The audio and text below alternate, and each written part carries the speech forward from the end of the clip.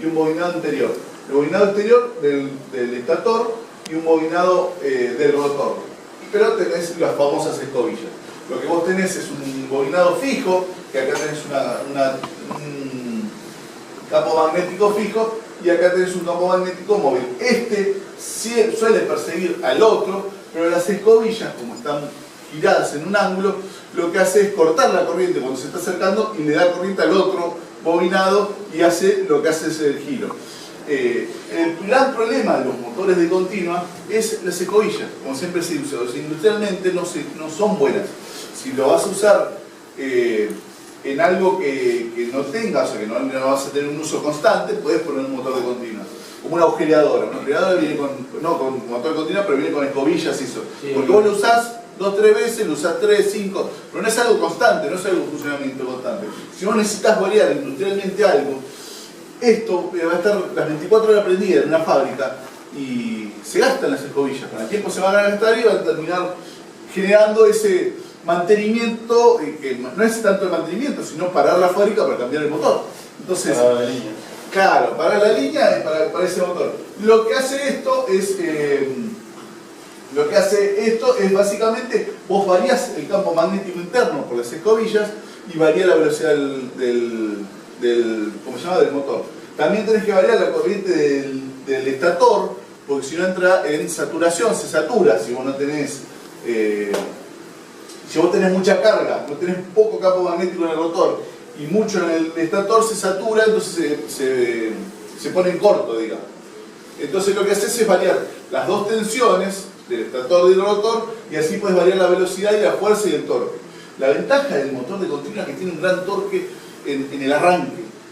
Pues lo puedes mejorar, le das corriente de arranque fuerte y generas ese torque de arranque. Y acá tenemos lo que es el variador por corriente serie. Este prácticamente ya no se usa, pero está en todos lados y ahora van a ver dónde está. Lo que hace es, vos tenés un motor fijo a una velocidad constante y por un eje lo tenés conectado a un sistema de corriente serie.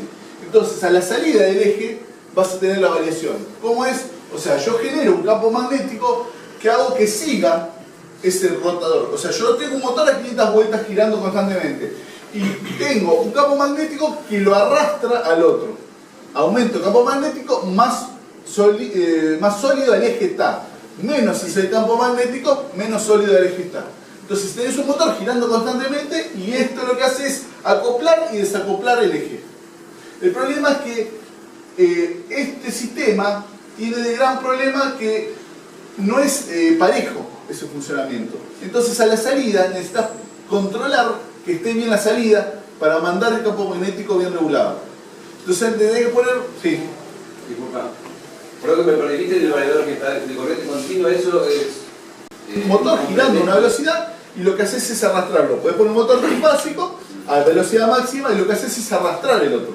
La corriente total siempre va a ser la misma en el motor, según la carga que le vas a hacer. Pero la salida la tenés que controlar de que sea lo que vas a tener. O sea, vos necesitas que la salida vaya al unísono y sea controlada. Y tenés que poner un encoder para saber que la salida esté funcionando a la velocidad que vos querés, para poder controlarlo.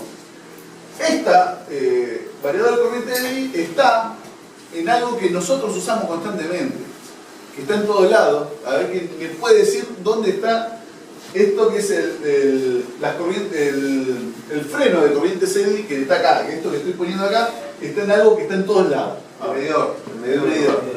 El medidor tiene como freno estos imanes que generan la corriente CD. ¿Por qué? Porque si vos le sacaras ese imán, el medidor empieza a girar cada vez más rápido y termina girando sin control. Entonces lo que hace, para regular su velocidad, están los imanes que generan esa subcorriente que hace lo mismo que hice yo, el inducido, baja la velocidad de lo que es el plato del medidor.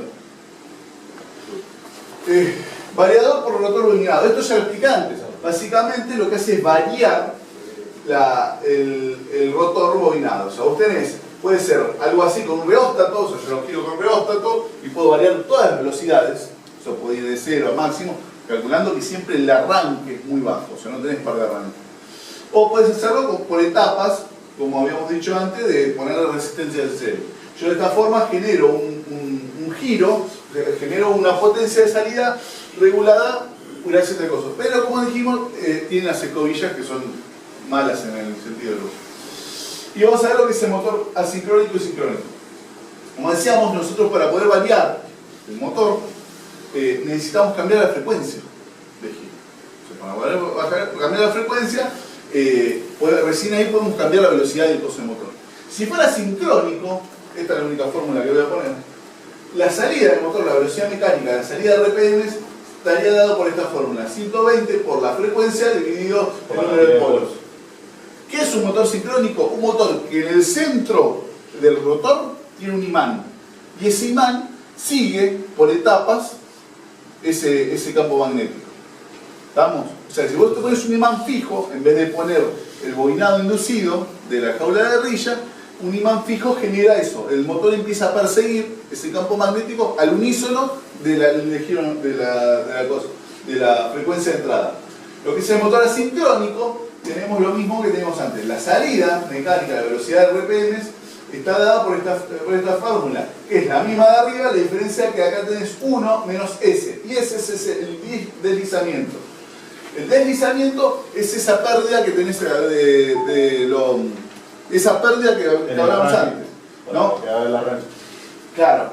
¿Qué pasa? Esa pérdida se maneja entre 0 y 1. Si fuera 0, todo valor dado multiplicado por 0 da 0.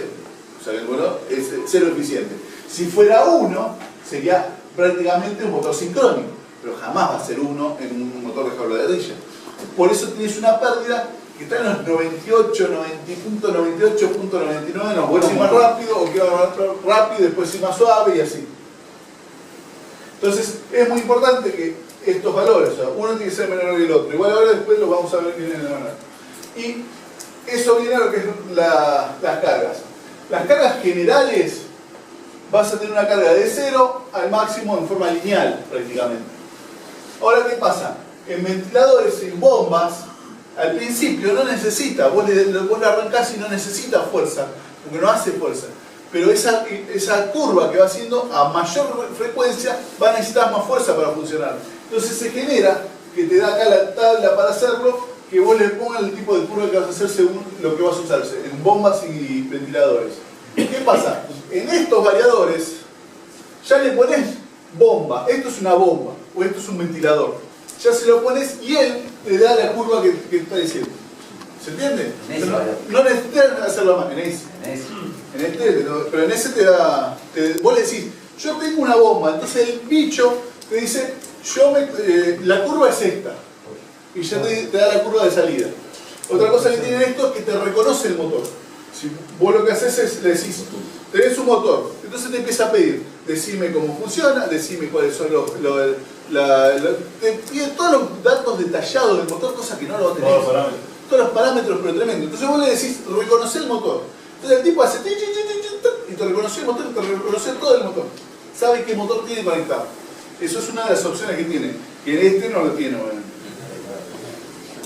Aplicaciones que necesitan alto torque de arranque. Entonces acá te pone los valores que tenés que poner para un alto torque de arranque. ¿Se entiende? O sea, general de ventiladores y alto torque. Las tres curvas que vos le tenés que poner para seleccionar eso. Como dije, estos ya lo tienen de fábrica, lo puedes seleccionar. Después tenés lo que es en las configuraciones de frecuencia.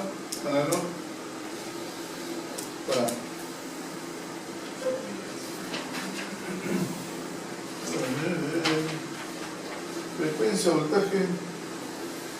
Bueno, sabíamos que teníamos en la entrada poder seleccionar entradas analógicas. O sea, puedo decirle que entre de 0 a 10 volts, de 0 a 20, de eso.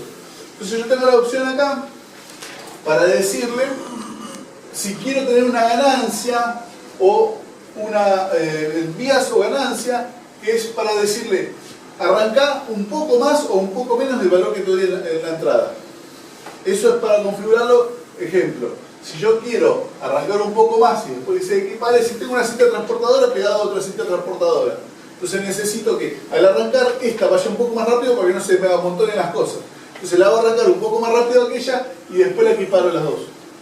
¿Se entiende? Entonces con esta forma le voy dando la entrada o puedo hacer al revés, la salida. N41, N42 son frecuencia de comando rápida y frecuencia de comando mínima. Te da de 0 a 100 por, de 0 a 110 de porcentaje, y te estoy diciendo el valor mínimo y el valor máximo y a cuánto porcentaje lo querés. Que lo pones en el coso. Son valores que te está agregando, que eso lo vamos a conectar ahora. Y en N43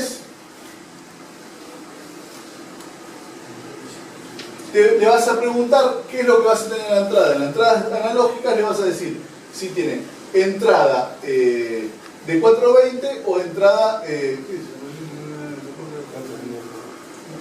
para resetear eso. Y en E42 no, esta es la salida, esta es la entrada. Vos le vas a decir si querés que sea 420 o sea 0,10 volt la entrada. Y en la salida te va a decir qué querés, que sea relacionado a la frecuencia o a la corriente. La salida te pregunta qué es lo que querés. Esto lo que es en N46, 47, 48 sería el control de frenado o el arranque. Si quiero inyectarle continua para clavar el motor en el arranque, lo subo, lo arranco, lo hago funcional y a la parada lo freno con continua. Entonces de esta forma le doy corriente de la potencia, si sea a la parada, cuánto tiempo, o corriente al arranque.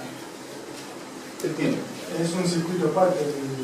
No, eso le estás dando que cuando vos lo arrancás, le tiene una inyección de continua y arranca. ¿Cómo se llama? El variador que mete la corriente. El variador le mete al motor, continua y arranca. Y después continua y frena.